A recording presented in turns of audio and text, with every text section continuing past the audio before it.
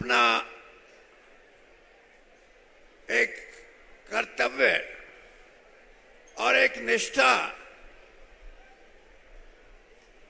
जो देश की राजनीति में जिसकी जरूरत है, हम पार्टियों में बंध के अपने महान नेताओं के लिए अलग अलग जगह जाएं, इस बात का मैं कहीं जाए कोई नहीं जाए, कोई किसी नेता के लिए जाए कोई किसी के लिए नहीं जाए, इन चीजों से ऊपर उठ के अगर देश की राजनीति चलानी है, हरियाणा के अंदर एक नया दौर कायम करना है, तो देवीलाल जी जैसे महापुरुषों के लिए किसी पार्टी का बंधन नहीं होना चाहिए, किसी इंसान का बंधन नहीं होना चाहिए। सबको मिलके अपने श्रद्धा सुमन उनको अर्पित करने चाहिए। मैंने जैसे कहा कि लड़ाई तो बहुत किस्म की होती है।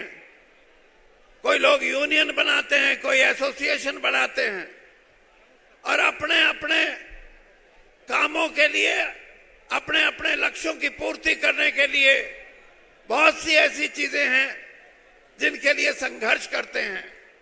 लेकिन किसान के लिए, गरीब कमेरे वर्ग के लिए और उन लोगों के लिए जो आर्थिक असमानता का शिकार हैं, कल या परसों के अखबार में मैं पढ़ रहा था, एक तरफ तो 200 रुपए कमाने वाली एक परिवार और एक परिवार ऐसा जिसकी आमदनी हर रोज 1200 करोड़ रुपए से भी ज्यादा हो।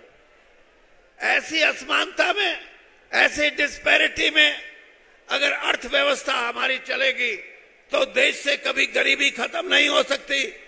ये जो कमेरा वर्ग है, जो अपनी मेहनत करके पसीना बहा के अपने परिवार का पेट पालता है, 76 साल की आबादी में उसके लिए आज भी मैं ये कहता हूं कि इस देश की धन दौलत में उसका कोई हिस्सा नहीं है। और यही हाल किसान का है।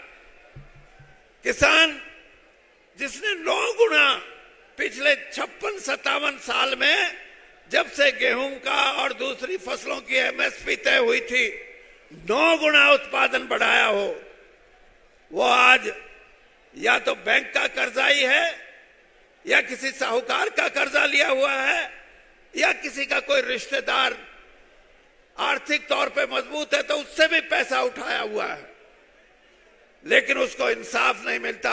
आज भी वो गरीबी का शिकार है, आज भी वो इन बंधनों में बंधा हुआ है।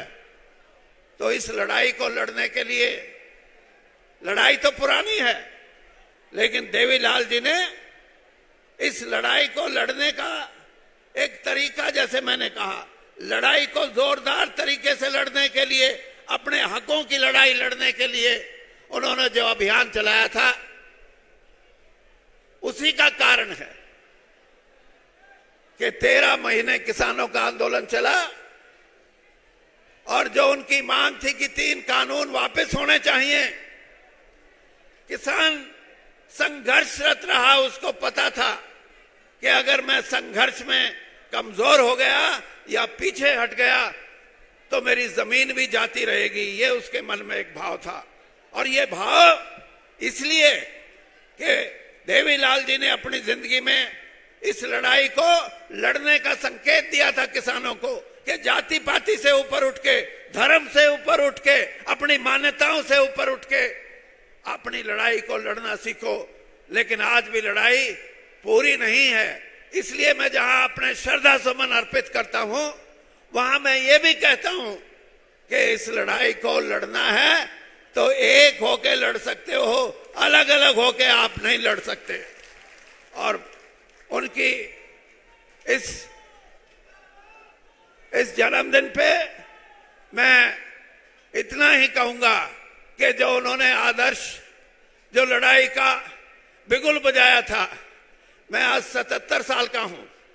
मेरा राजनीति से नहीं, लेकिन एक बात आपके बीच में कह के जा रहा हूं कि जब तक जीवित रहूंगा किसान की और कमेरे वर्ग की लड़ाई लड़ता रहूंगा। यही प्रेरणा देवीलाल जी ने दी थी। धन्यवाद।